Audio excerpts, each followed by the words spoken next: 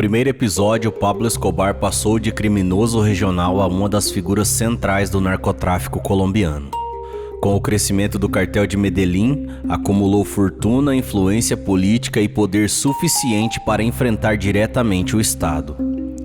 Quando as autoridades começaram a expor suas ligações com o tráfico, Escobar respondeu com ameaças, assassinatos e atentados. O assassinato do ministro Rodrigo Lara Bonilla, a morte de Luiz Carlos Galán, o atentado contra o voo da Avianca 203 e a campanha contra a extradição marcaram alguns dos capítulos mais violentos daquela guerra. Mas entrando nos anos 90, o cenário começava a mudar. Aliados importantes estavam mortos, presos ou afastados.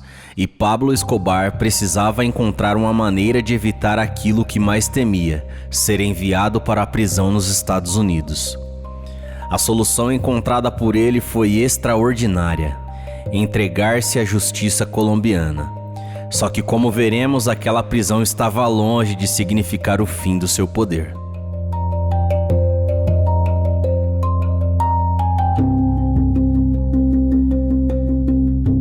Em junho de 1991, Pablo Escobar finalmente se entregou. O homem que havia colocado bombas, financiado uma guerra contra o Estado e passado anos fugindo das autoridades, estava agora atrás das grades. Pelo menos oficialmente. Porque a prisão escolhida para recebê-lo havia sido construída sob condições negociadas com o próprio Escobar. Seu nome era La Catedral. E dentro daqueles muros, o traficante continuaria recebendo visitas, mantendo contatos com sua organização e exercendo poder. Até que 2 de seus antigos aliados entraram na prisão e nunca mais saíram vivos. Foi nesse momento que o governo colombiano percebeu que La Catedral havia se transformado em algo completamente diferente de um presídio. E quando decidiu recuperar o controle, Pablo Escobar desapareceu.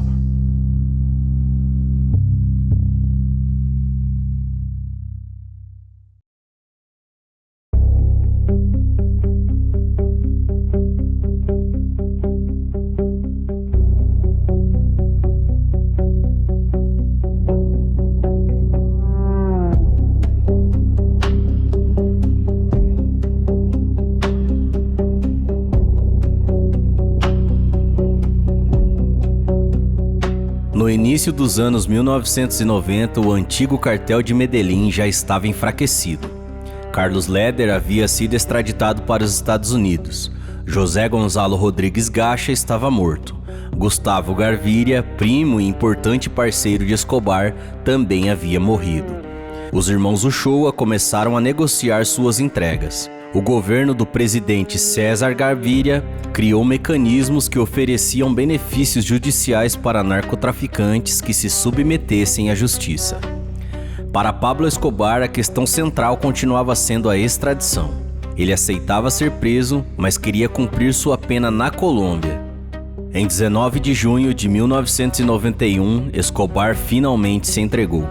Naquele mesmo período, a nova Constituição colombiana proibiu a extradição de colombianos por nascimento. Era exatamente aquilo que os grandes narcotraficantes haviam tentado impedir durante anos de violência. Escobar foi transportado de helicóptero para uma instalação localizada nas montanhas de Envigado. O lugar ficou conhecido como La Catedral. Oficialmente, ele estava preso. Mas as condições estavam muito longe das encontradas em um presídio comum. Escobar recebia visitantes e mantinha comunicação com pessoas de sua organização. A localização também dificultava qualquer operação externa sem que seus homens percebessem. Com o tempo, começaram a surgir relatos sobre instalações recreativas e privilégios dentro da prisão. Mas o verdadeiro problema não era o conforto, era o poder. Mesmo preso, Pablo Escobar continuava interferindo nos negócios do narcotráfico. La Catedral começava a parecer menos uma prisão e mais um quartel-general protegido pelo próprio Estado. E essa situação explodiria em 1992.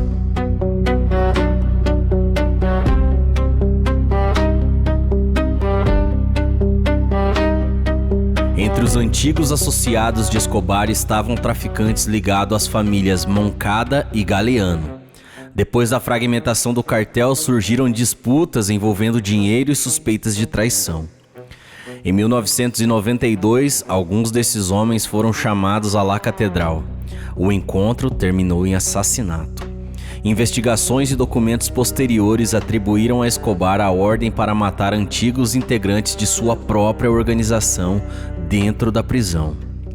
Quando o governo colombiano tomou conhecimento do que estava acontecendo, percebeu que havia perdido o controle. O presidente César Gaviria decidiu transferir Escobar para uma instalação realmente controlada pelo Estado. Em 21 de julho de 1992, tropas cercaram La Catedral. Funcionários do governo entraram para comunicar a decisão, mas o clima rapidamente se tornou caótico. 2 representantes do governo chegaram a ser mantidos sob o controle dos homens de Escobar durante a crise. Durante a madrugada, enquanto soldados se preparavam para assumir completamente o local, Escobar escapou. Em 22 de julho de 1992, o homem mais procurado da Colômbia estava novamente livre. A fuga revelou falhas profundas de segurança. Investigações posteriores também apontavam a colaboração de integrantes responsáveis pela vigília. A prisão, que deveria simbolizar a rendição de Pablo Escobar, terminou se transformando em uma enorme humilhação para o governo colombiano. Depois de pouco mais de um ano preso, Escobar estava novamente nas ruas. Mas havia uma diferença fundamental. Dessa vez, o império que ele encontraria do lado de fora não era mais o mesmo.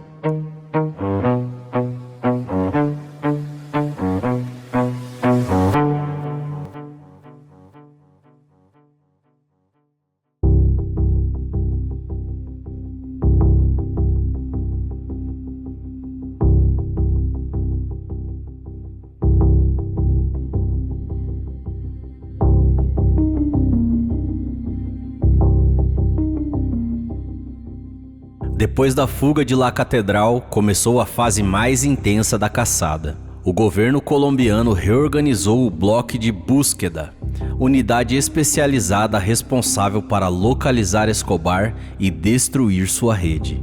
Os Estados Unidos também ofereceram apoio técnico e de inteligência, mas existia também um outro grupo perseguindo Pablo Escobar. Eles ficaram conhecidos como Los Pepes, perseguidos por Pablo Escobar. O grupo reunia inimigos do traficante, antigos associados, integrantes ligados ao narcotráfico rival e figuras relacionadas ao paramilitarismo. Propriedades de Escobar foram destruídas. Aliados foram perseguidos. Advogados, intermediários e pessoas ligadas à sua estrutura foram assassinados. Décadas depois, documentos desclassificados revelaram contatos entre integrantes das forças responsáveis pela perseguição a Escobar e pessoas ligadas aos Pepes. Isso não significa que Los Pepes fosse oficialmente uma força do Estado, mas mostra que durante aquela guerra, a fronteira entre investigação policial e vingança clandestina se tornou extremamente problemática. Ao mesmo tempo, Escobar havia criado novos inimigos dentro do próprio narcotráfico. As mortes de Moncada e Galeano aumentaram o número de antigos parceiros dispostos a colaborar contra ele. O cartel de Cali também tinha interesse direto em sua queda. Pouco a pouco, a rede de proteção construída durante décadas começou a desmoronar. Informantes eram presos, propriedades eram encontradas, homens de confiança eram mortos, rotas financeiras eram interrompidas. Escobar ainda tinha dinheiro, ainda possuía aliados, mas não conseguia controlar Medellín como no passado. E havia uma fraqueza que começaria a se tornar cada vez mais perigosa: a sua própria família.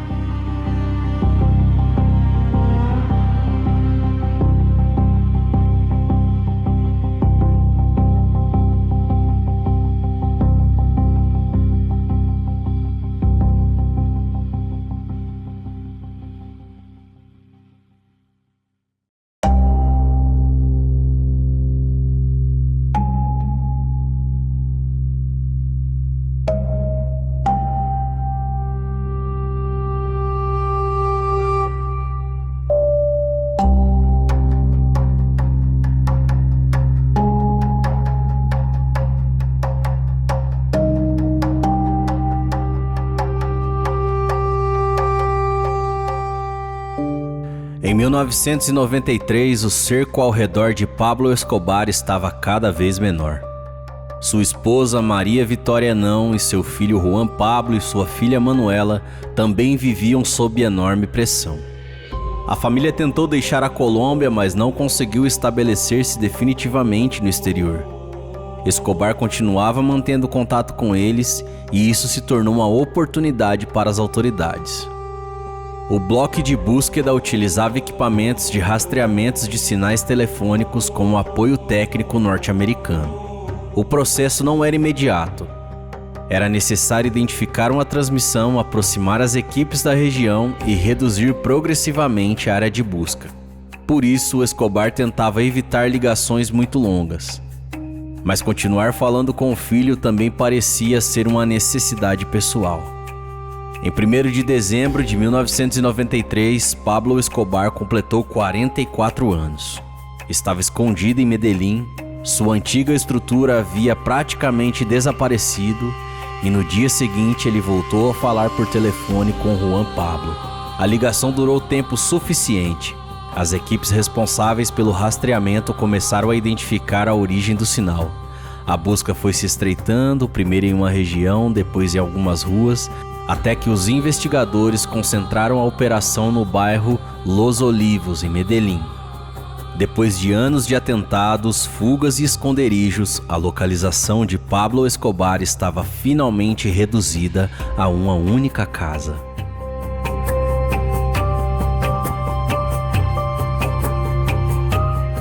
Na tarde de 2 de dezembro de 1993, policiais do bloco de búsqueda cercaram a residência. Dentro dela estava Pablo Escobar e seu guarda-costas Álvaro de Jesus Agudelo, conhecido como El Limón. Quando percebeu que havia sido localizado, Escobar tentou escapar. Ele subiu para os telhados das casas vizinhas, houve troca de tiros. Pouco depois, Pablo Escobar estava morto. Ele havia completado 44 anos no dia anterior. A versão oficial sustenta que Escobar foi morto por policiais colombianos durante o confronto. Mas existe uma discussão que permaneceu depois daquele dia. Familiares de Escobar passaram a defender que ele poderia ter cometido suicídio. Uma das razões apresentadas é a posição de um dos ferimentos e relatos familiares segundo os quais ele dizia preferir morrer a ser capturado. Entretanto, essa hipótese nunca foi comprovada de maneira conclusiva. Portanto, o que pode ser afirmado com segurança é: fato documentado. Pablo Escobar morreu em Medellín em 2 de dezembro de 1993 durante uma operação do bloco de búsqueda. A versão oficial: foi atingido pelos policiais durante a tentativa de fuga. E a hipótese: familiares acreditam que um dos disparos poderia ter sido feita pelo próprio Escobar. A morte encerrou sua trajetória, mas não encerrou aquilo que havia ajudado a construir. O narcotráfico colombiano continuou, o cartel de Cali ganhou ainda mais espaço, novos grupos surgiram, as rotas mudaram, os chefes mudaram e o negócio continuou existindo. E esse seja um dos maiores erros cometidos quando a história de Pablo Escobar é transformada apenas na história de um homem. Ele foi uma figura central, mas não era o narcotráfico inteiro. Sua morte derrubou um símbolo, não destruiu o mercado da cocaína.